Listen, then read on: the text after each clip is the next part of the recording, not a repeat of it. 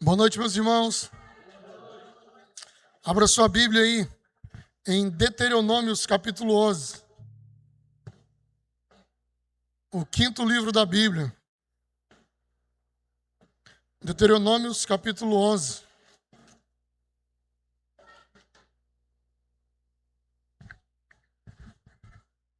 Nós vamos ler a partir do versículo 1. Deuteronômios, capítulo 11, a partir do versículo 1.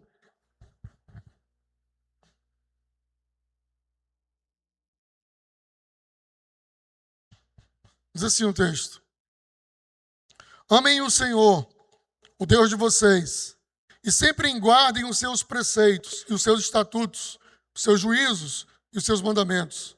Considerem hoje, e não me dirijo aos filhos de vocês, que não conheceram e nem viram a disciplina do Senhor seu Deus. Sim, considerem a grandeza do Senhor, a sua mão poderosa e o seu braço estendido. Considerem também os sinais e as obras que ele fez no meio do Egito contra Faraó, rei do Egito, e contra toda a sua terra.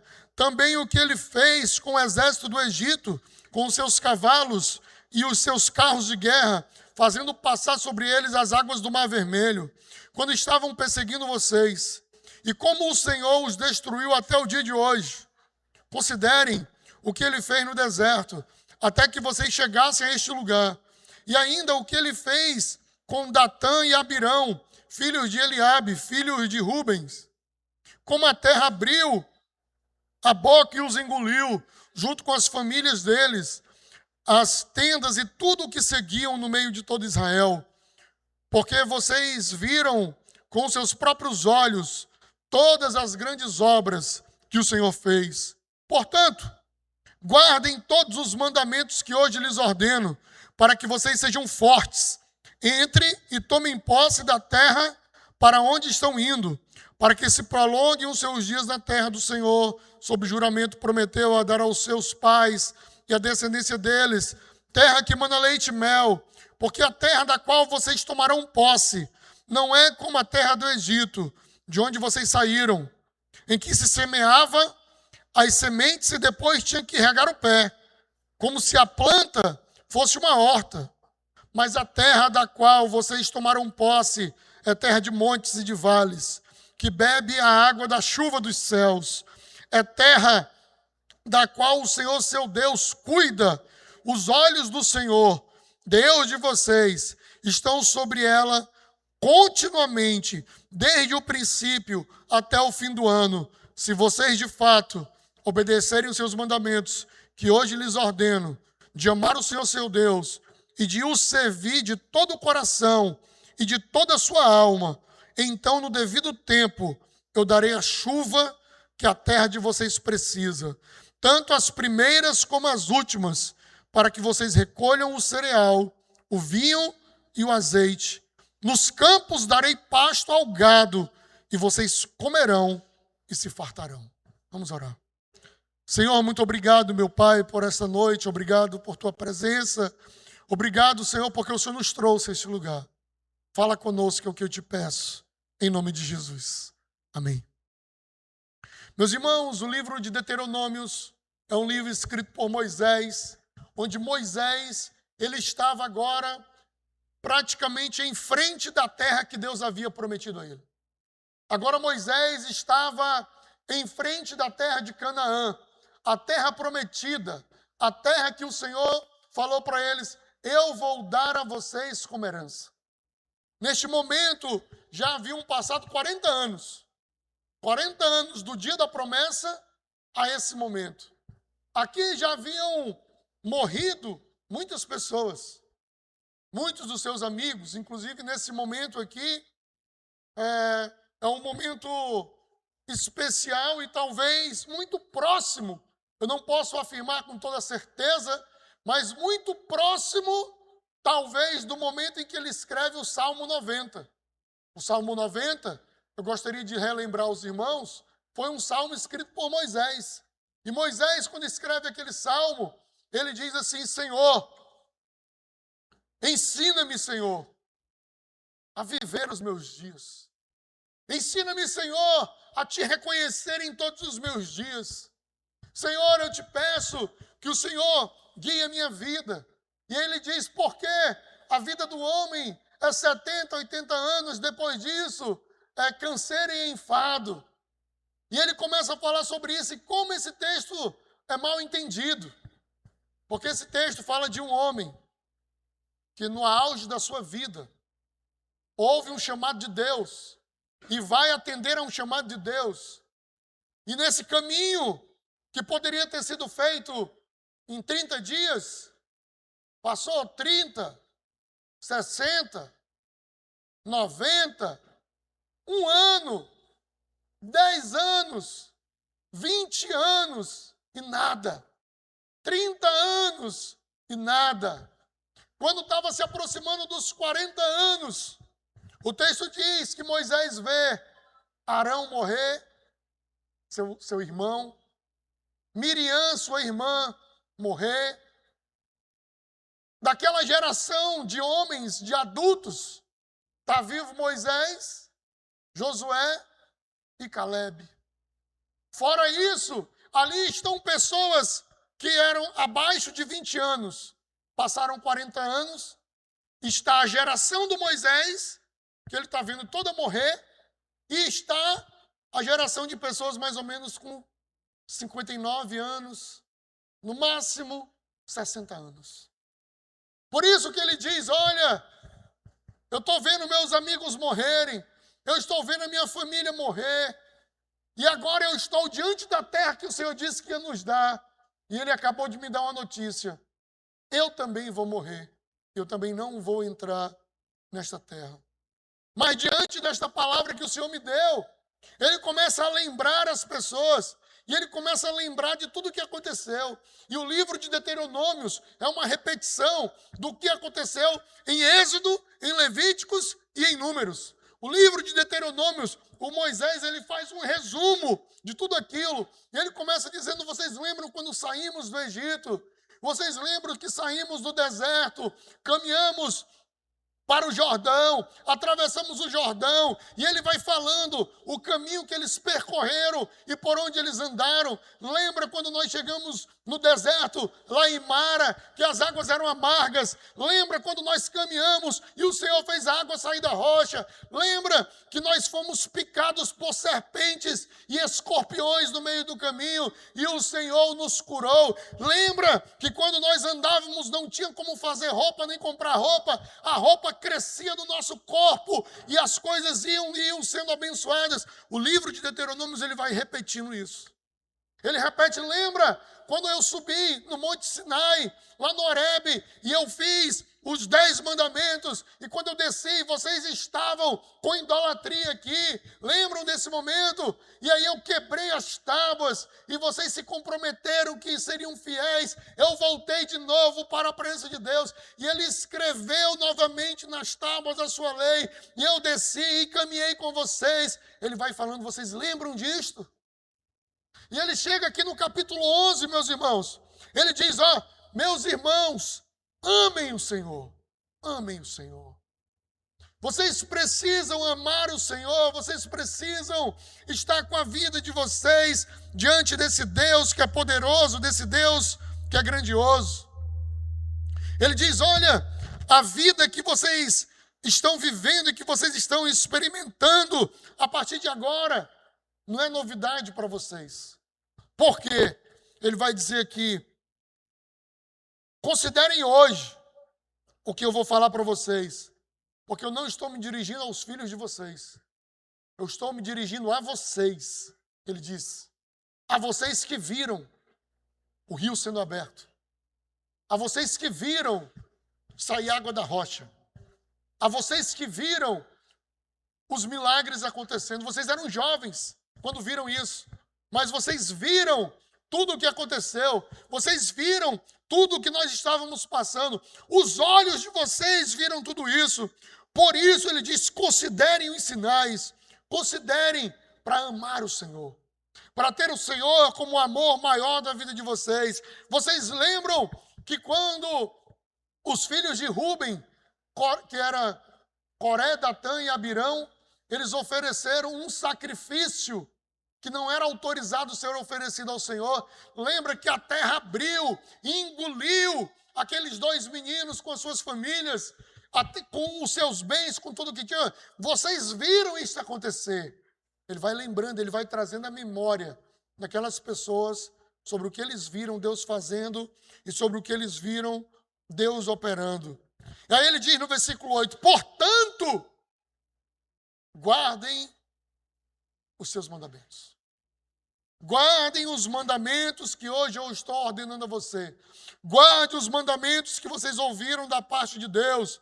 Guardem, ele diz, para que vocês sejam fortes e entrem e tomem posse da terra que Deus entregou a vocês.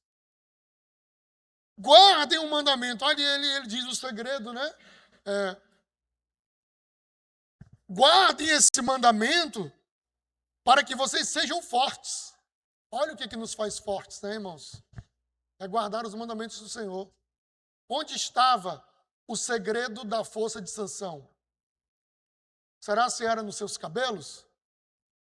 Se a força de Sansão estivesse nos seus cabelos, quando o cabelo cresceu de novo, por que a força não voltou? A força não estava nos seus cabelos.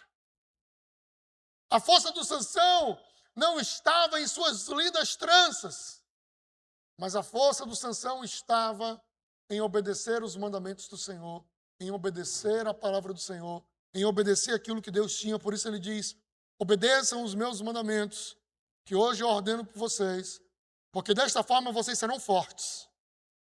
Porque desta forma vocês vão entrar e tomar posse da terra, para onde vocês saíram lá do Egito para tomar posse dessa terra. Se vocês guardarem os mandamentos, não é se vocês forem os melhores guerreiros, não é se vocês forem os melhores lutadores, não é se vocês tiverem as melhores estratégias, mas se vocês guardarem os mandamentos do Senhor, se vocês guardarem a palavra do Senhor na vida de vocês, ele diz para aquele povo, vocês serão fortes e vocês vão entrar na terra que o Senhor prometeu para vocês. E ele advertindo, porque tudo isso era uma advertência, porque o Senhor já havia falado sobre isso.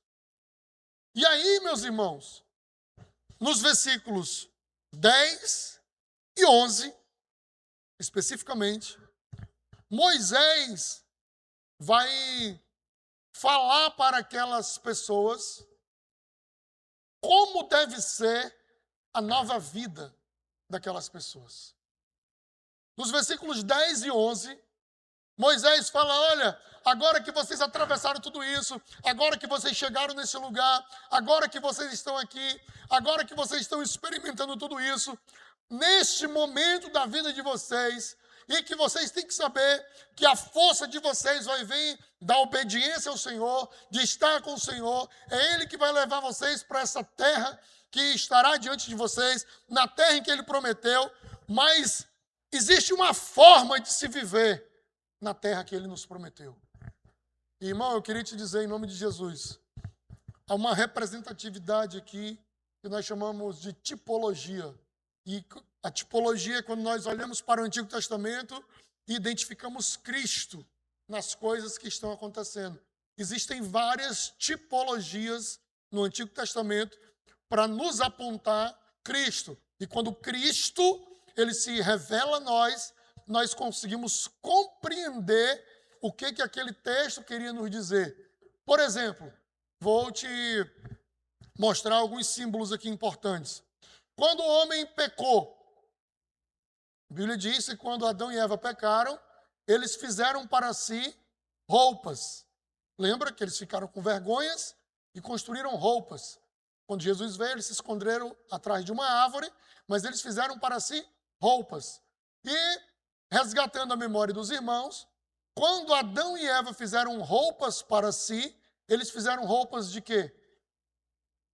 De folhas. Lembra? Que eles fizeram para si roupas de folhas. Estavam bem vestidos, estavam bonitos, não sei se foi de uma bananeira, não sei se qual era o modelo que Eva estava usando, nem o de Adão, mas eles estavam vestidos. E bem vestidos porque eles acharam que toda a sua vergonha estava coberta. Quando o Senhor fala com eles, o Senhor fala o que está acontecendo, por que vocês estão escondidos aí, o que aconteceu. E aí eles descobrem, revelam o que foi o pecado, falam o que foi que aconteceu. A Bíblia diz que Deus não gostou da roupa que eles estavam e fez outra roupa para eles. A Bíblia diz que Deus fez a roupa para eles agora de quê? De pele de animais. Não era mais a pele de folhas. Por quê? Estamos diante de uma tipologia. Porque a pele de animais, com o derramamento de sangue, é o único que é capaz de perdoar pecado. Não tem como esconder pecado. Não tem como colocar pecado debaixo da mesa. Pecado não se cobre com folha. Pecado só é perdoado com derramamento de sangue e com perdão. Por isso ele já estava começando a ensinar aquela igreja, aquele povo, que era preciso para cobrir uma multidão de pecados, um sacrifício. E não somente uma folha. Isso é uma tipologia. No Antigo Testamento, quando eles foram picados por serpentes, ele mandou ele construir um poste e fazer um desenho de uma serpente. E ele disse, quem for picado por qualquer bicho aqui, pode ser escorpião, cobra, o que for, você vai olhar para a serpente. E quem olhar para a serpente vai ficar curado. E assim foi. Na caminhada, quem era picado por uma cobra, por qualquer outro bicho, olhava para aquela serpente e era curado. E aí Jesus esclarece isso lá no Evangelho. Assim como a serpente foi levantada no deserto, importa que Cristo seja levantado. E ele foi levantado onde? No madeiro. E agora o que acontece? Quando nós olhamos para Jesus no madeiro, nós somos curados do nosso mal, do pecado, de tudo que é ruim na nossa vida. Quando nós olhamos para ele, nós temos uma cura completa. Isso é tipologia. E aqui nesse texto, nós temos isto também. Nós temos orientações sobre como temos que viver depois de libertos. O Egito no Antigo Testamento é como se fosse a nossa vida antes de Cristo.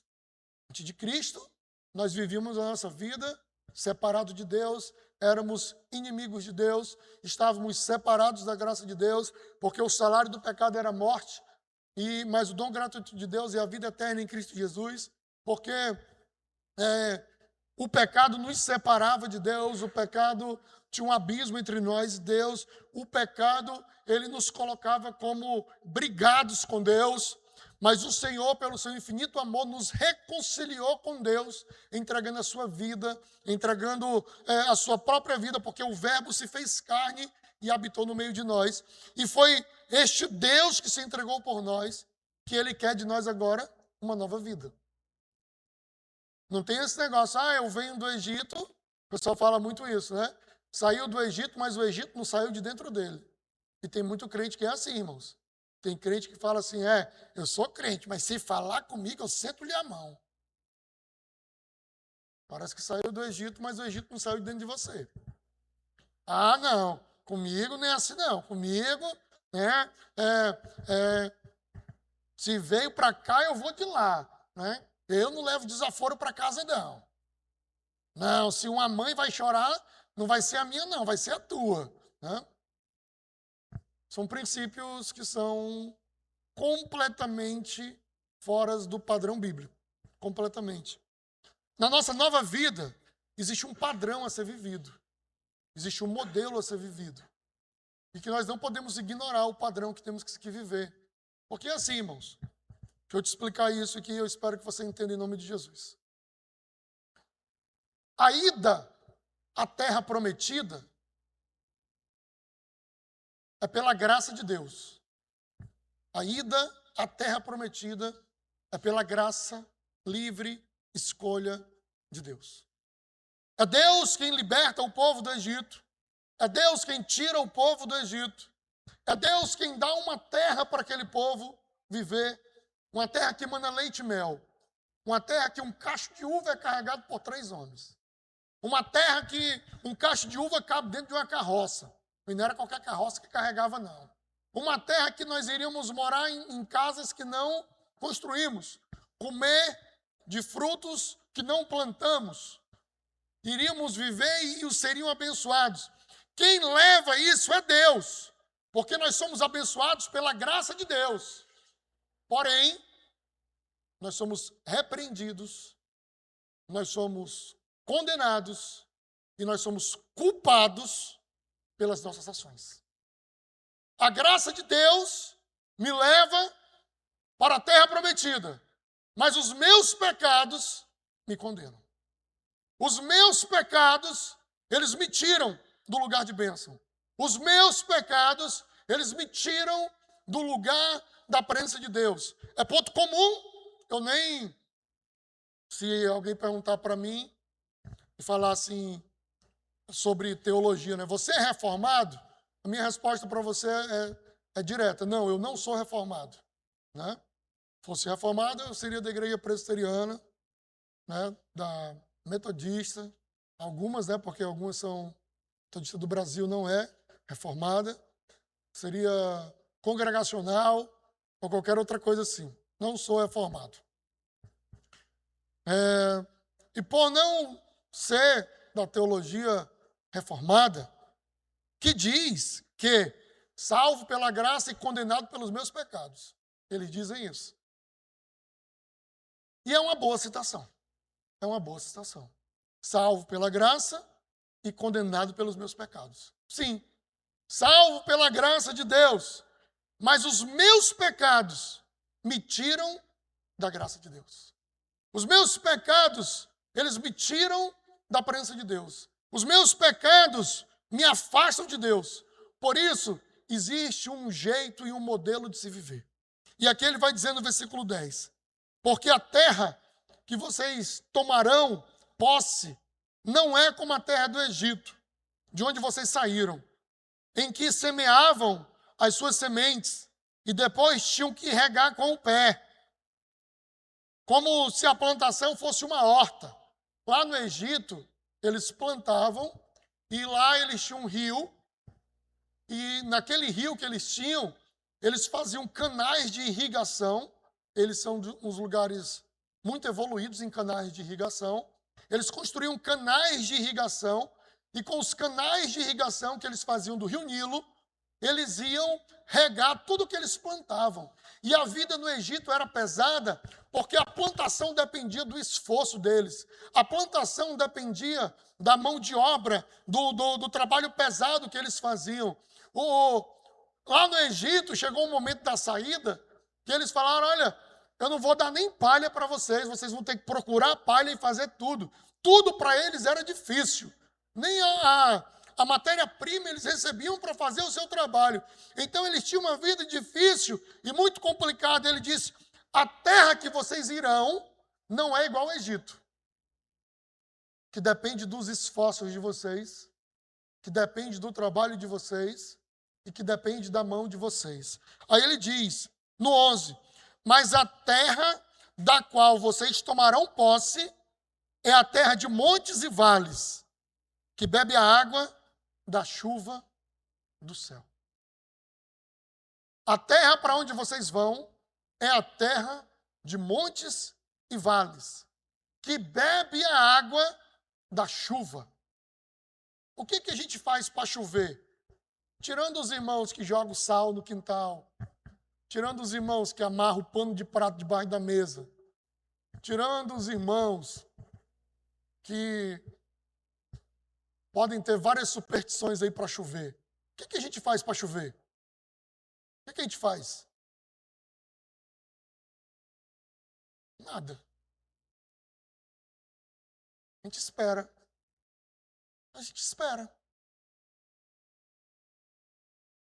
Hoje eu nem esperava essa chuva. Não sei se você esperava. E foi uma senhora chuva. E quando nós estávamos cedo vindo para o culto aqui para ensaiar aqui com os irmãos a música, o tempo já começou a abrir, já começou a ficar diferente, graças a Deus, mas eu nem esperava.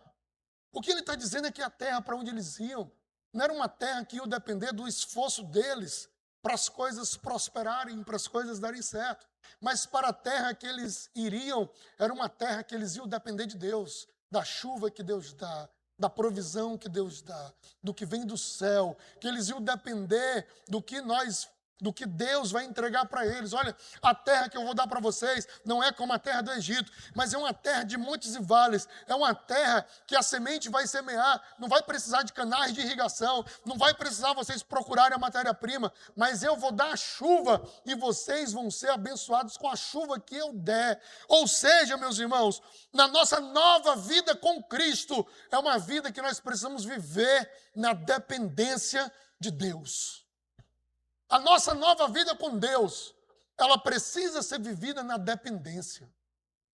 Não é com canais de irrigação, não é com um rio que eu vou lá sempre buscar algo que eu preciso, mas é na dependência de Deus. Eu espero que hoje Deus mande a chuva. E amanhã, eu espero que amanhã Ele mande a chuva. E depois de amanhã, que Ele mande a chuva. É por isso que Ele diz no Novo Testamento: basta cada dia o seu mal, não andeis preocupados com o que é vez de comer, com o que é vez de vestir. Olhem os lírios do campo, eles não trabalham, eles não tecem, mas eles são vestidos muito melhor do que qualquer um de vocês. E ele nasce de manhã e morre à noite, e o Senhor cobre tudo isso novamente, porque Ele é poderoso. Irmãos, a nossa nova vida com Cristo é uma vida que nós temos que depender da provisão e da mão de Deus.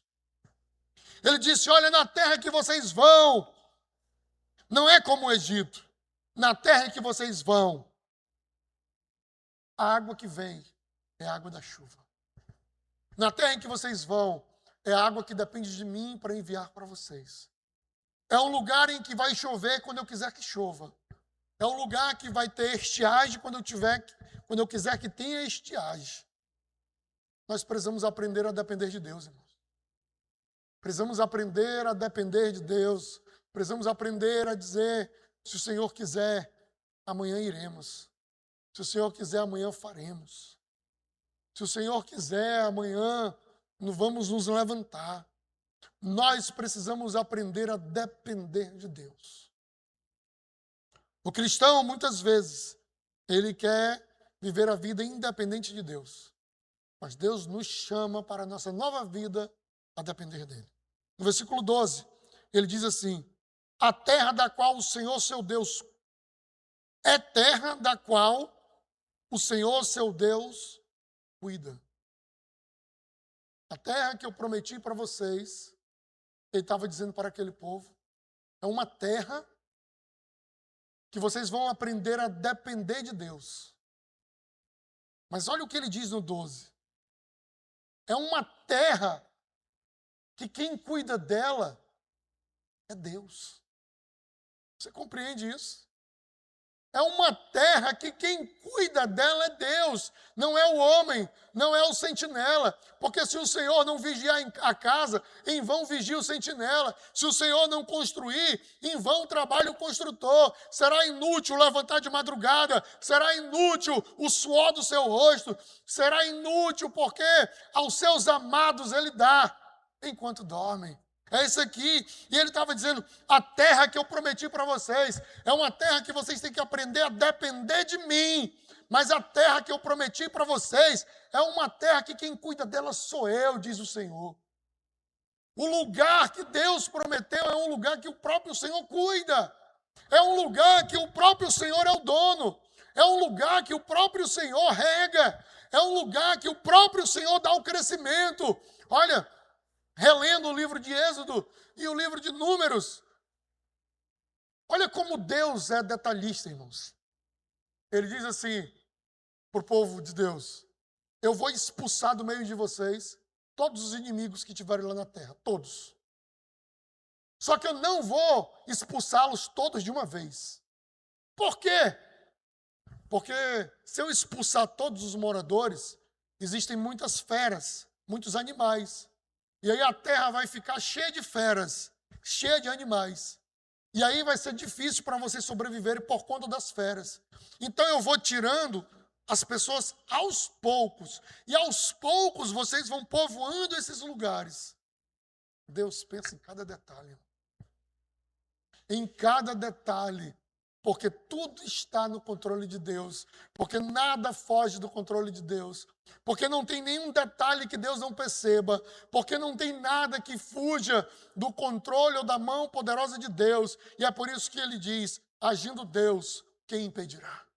Não há quem possa com a mão de Deus. Por isso, a nossa nova vida com Cristo, ela precisa ser vivida, primeiro, dependendo de Deus. Mas segundo, eu preciso saber que a minha nova vida, eu preciso viver num lugar onde Deus cuida.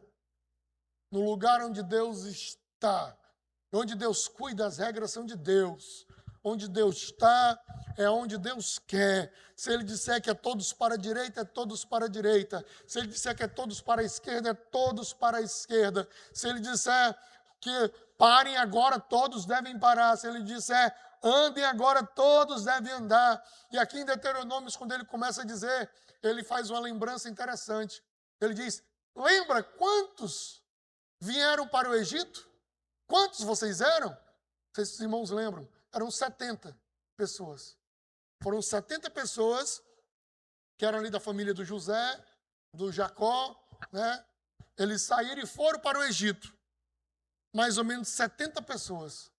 430 anos depois, eles eram aproximadamente 2 milhões de pessoas. Dos 70. Tem uma contagem que ele vai falar em 700 e tantos mil homens, sem falar as mulheres e as crianças. Eu estou falando de uma multidão de 2 milhões de pessoas, que daqueles 70, depois de 430 anos, se tornaram 2 milhões, e poderosos, e ricos, e cheios de tantas coisas. Eles falaram, olha, na nova vida de vocês, é uma vida que depende de mim, e é uma vida que é onde eu cuido.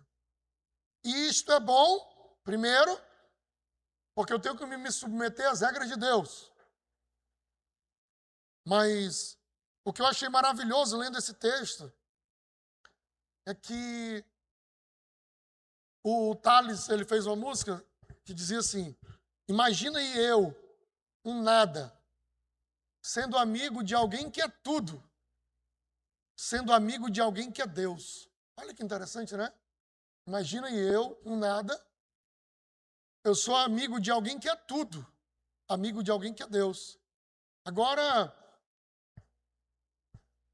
pegando o mesmo princípio da música do Thales, imagina aí, eu, o nada, que eu vivo uma vida, que eu estou num lugar que é cuidado por Deus. Você sabe qual era o lugar cuidado por Deus? O Jardim do Éden. O lugar cuidado por Deus. O que eu quero te dizer é que na minha nova vida com Deus, eu volto à presença de Deus, eu volto a ter intimidade com Deus, eu volto ao lugar em que Ele fala comigo toda tarde, eu volto ao lugar onde Ele se manifesta para mim todos os dias, eu volto ao lugar onde tem a árvore da vida, eu volto ao lugar onde eu tenho a presença dEle, em que eu falo com Ele. A Bíblia diz, na viração do dia, o Senhor vinha e falava com Adão e com a Eva. Eu volto a ter o privilégio de estar na presença dEle. Eu volto ao lugar onde tudo começou. Eu volto ao lugar onde a presença dEle me completa, onde eu tenho as bênçãos dEle, onde eu tenho tudo que Ele criou, onde eu tenho as coisas que Ele disponibilizou para mim, onde eu tenho a vida de Deus. Na nossa nova vida, você vive em um lugar que é cuidado por Deus. Eu vou ter medo de quê, então, irmãos? Eu vivo num lugar que é cuidado por Deus. Eu vivo num lugar que os passarinhos só caem se Ele permitir. Eu vivo num lugar onde Ele sabe cada coisinha, Ele sabe cada detalhe da nossa vida, Ele sabe. Ele fala aqui dos cabelos da cabeça, então ele sabia quantos eu tinha, quanto eu tenho hoje, quanto eu vou ter amanhã. Né? E essa contagem não é fácil, né? Porque ela tem mudado bastante. E Ele sabe de cada uma. E eles só caem com a permissão de Deus. Ele não tem outro jeito, não acontece de outra forma. É porque tudo é por Deus, é por Ele. Então, em sua nova vida com Deus, você mora, você está em um lugar que é cuidado por Deus. Cuidado por Deus. Quem cuida de lá é Deus. E ele diz no versículo 12, a terra da qual o seu Deus cuida, e os olhos do Senhor, o Deus de vocês, estão sobre ela continuamente.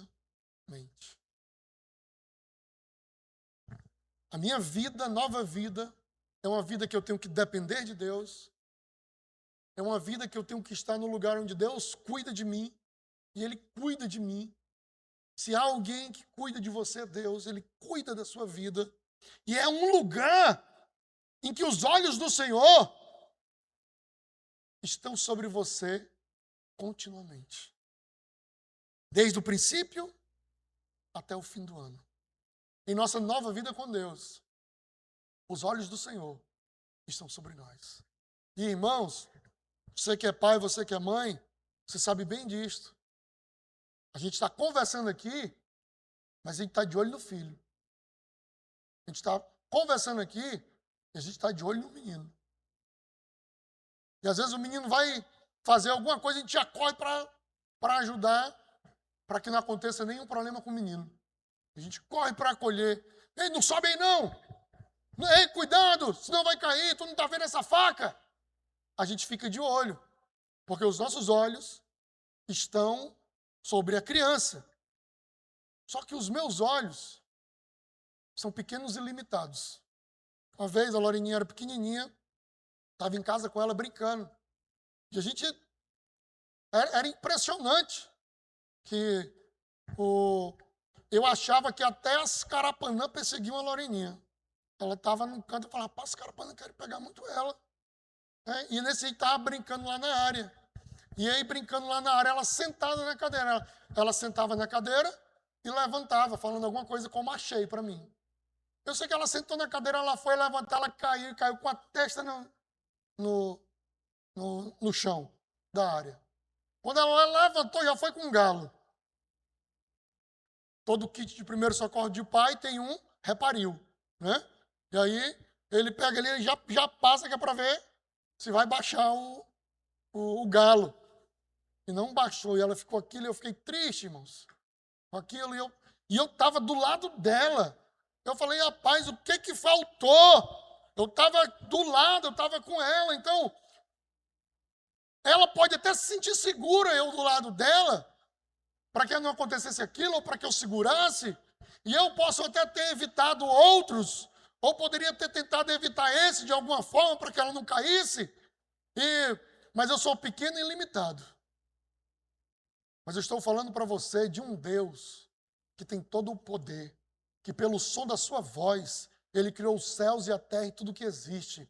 Pelo som da sua voz, o autor ele não sabia, porque a gente só descobriu do movimento de rotação e de translação no século XVI. Então ele achava que quem rodava era o Sol. Então é por isso que lá ele diz assim, ó, ele fez o Sol parar, mas foi a terra. Mas é que ele não sabia desse movimento, né, que ia ter a mudança, que o homem ia na lua, então ele não sabia disso daí.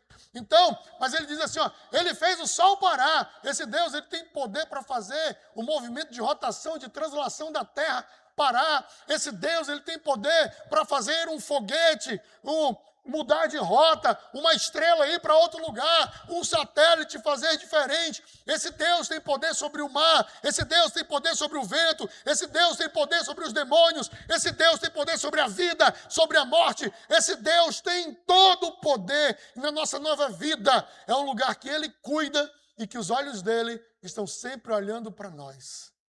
Então eu vou ter medo de quê, irmãos? Se eu sei que Deus está olhando para mim, Ele está olhando para você, Ele olha para você todos os dias, Ele olha para você e quando Ele está de lá, ó, eu lembro do Pedro, o Pedro, Senhor, se és tu, manda que eu vá. Ele falou, vem, e o Pedro foi, e o Pedro saiu andando sobre as águas, e que sensação deve ter sido aquela maravilhosa, ele andando sobre as águas, de repente ele olha para o vento, ele percebe as ondas, e ele começa a afundar, e o texto diz, e é categórico em dizer que ele grita, Senhor, salva-me! Aí a gente espera Que o Senhor diga, já estou indo, Pedro. Não. A Bíblia diz que ele estendeu a mão. Ou seja, Jesus estava do lado. Estava com ele o tempo todo. Jesus está com você o tempo todo. Jesus está do seu lado o tempo todo. Jesus, ele é Deus, ele é poderoso o tempo todo. Ele não diz, calma, espera que eu estou indo correndo. Pedro, aguenta firme que eu estou chegando. Ele já estava lá, ele só estendeu a mão. Falou, pega na minha mão aqui, Pedro, porque eu estou aqui para te resgatar, para te levantar. Nós, a nossa nova vida, é uma nova vida que nós temos que aprender a depender dele. É uma nova vida que quem cuida de tudo é Deus. É uma nova vida que os olhos do Senhor estão sobre nós o tempo inteiro. Os olhos do Senhor estão sobre nós o tempo inteiro, irmãos. Ele está nos vendo. Ele sabe da nossa dor. Ele sabe da nossa dificuldade. Ele sabe do que estamos passando. Aí você vai dizer, então, pastor, eu não vou nem orar, porque ele já sabe de tudo. Mas ele estabeleceu que o meio que nós vamos falar com ele é através da oração.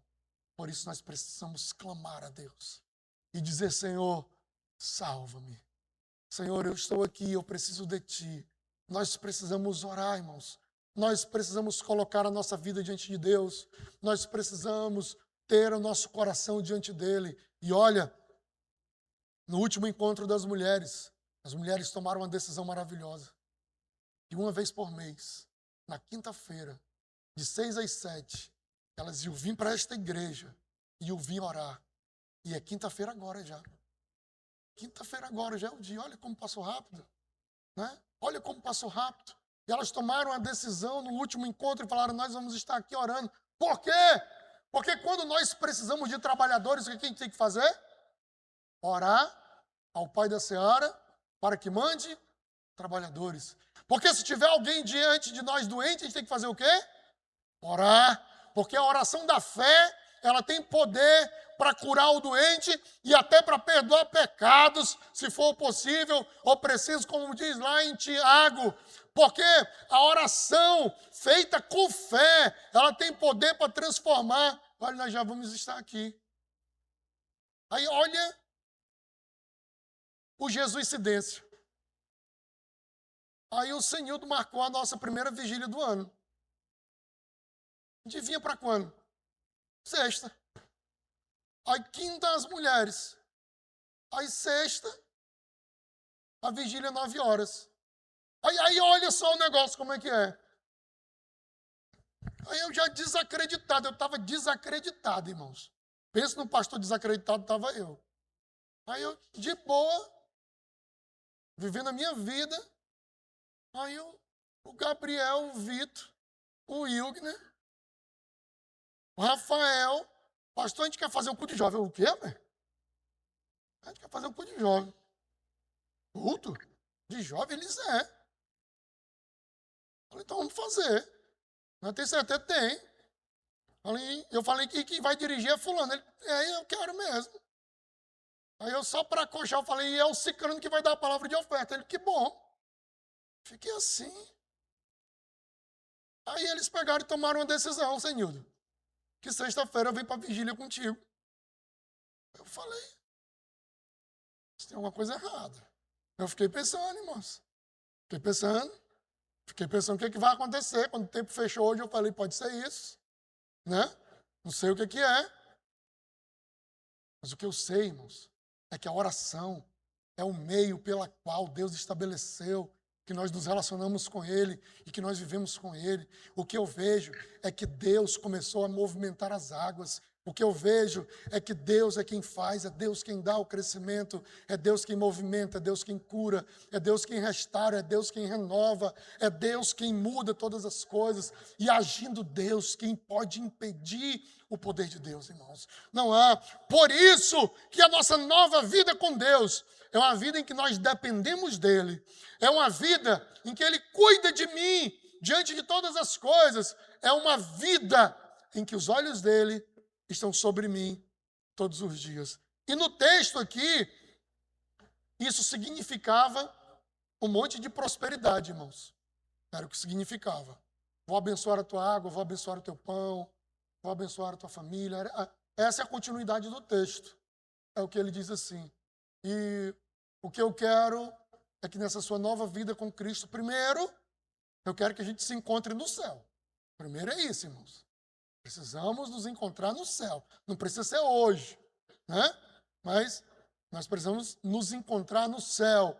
Isso é o mais importante, é o primordial para a nossa vida.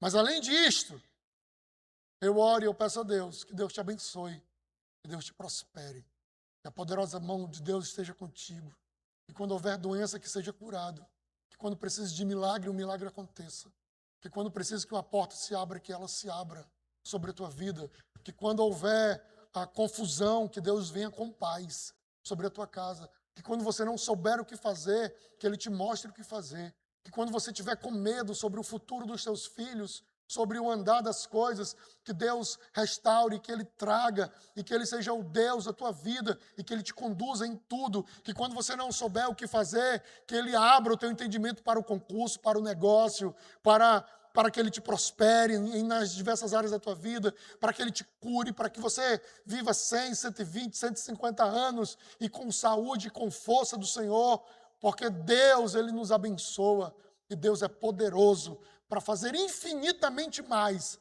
do que tudo que pedimos ou pensamos. Tudo. A nossa nova vida com Deus é uma vida na dependência, cuidado por Deus e sob os olhos do Senhor. Que seja assim a minha vida e a tua vida. Vamos orar? Vamos ficar de pé?